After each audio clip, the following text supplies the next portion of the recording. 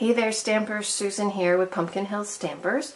Today I have a 3D object to share with you on the Stampin' Show and Tell. These are calendars, desktop calendars I make for my VIP customers as appreciations, and I send these out at the end or the beginning of each year. So I'm going to show you how I put these together today. So it's really pretty simple. It's basically half a piece of cardstock that we form into the base. We use some DSP, some ribbon, and then I get these calendars, these 12-month calendars from an online source, Tailored Expressions, and so I can source those pretty easily. So let me show you how I put this together, and then if you wanted to, you could make them in the future. Okay, so first we start with half a piece of cardstock. So this is 4 1/4 by 11, and then we're going to score it. So the first score is at 1/2 inch. Then I move in 3/4 inch to 1 1/4 inch, and I move in another 3/4 inch to 2 inches, and that's going to make our base for the bottom. Then I come up 4 1/2 inches at 6 1/2, so that makes two 4 1/2 by 4 1/4 sections. Okay, then we're just going to fold this and score it with our bone folder, and then we're going to make the bottom. So I fold this up, and then we just make a Z fold, so we go back and forth.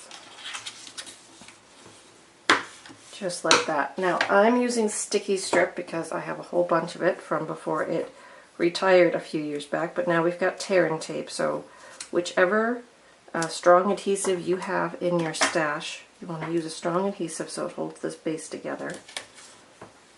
So I just put that on there and peel that back. Okay, and then we're just going to fold this down. And we've got ourselves our little tent fold. Okay, see how that worked? Pretty easy. Alright, so now I've got a piece of our First Frost DSP, and this is in the Fall Occasions catalog, and it will be one of those items that ends at January 2nd, so if you want any of the goodies out of that catalog, with the exception of what will carry over, and I have a list of what's carrying over on my Tuesday show and tell, so subscribe to that and you'll get a list of what's going to be able to be available after January 2nd.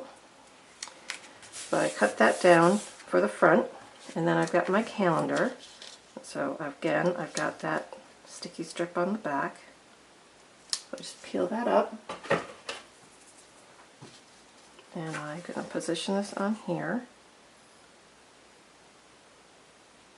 just like that. Okay. And then go ahead and get some coordinating ribbon. This one happens to be a retired ribbon, but it's going to work just wonderfully for this project. So I'm just going to take off 3 lengths of that. I'm going to put that inside, bring it around, and then tie myself a double knot. If you wanted to, you could do a bow. Kind of depending on your ribbon and your pattern or paper you use. You might want something different. And then I'm just going to trim these off, so bring them up together and just give them a snip so that they're nice and even.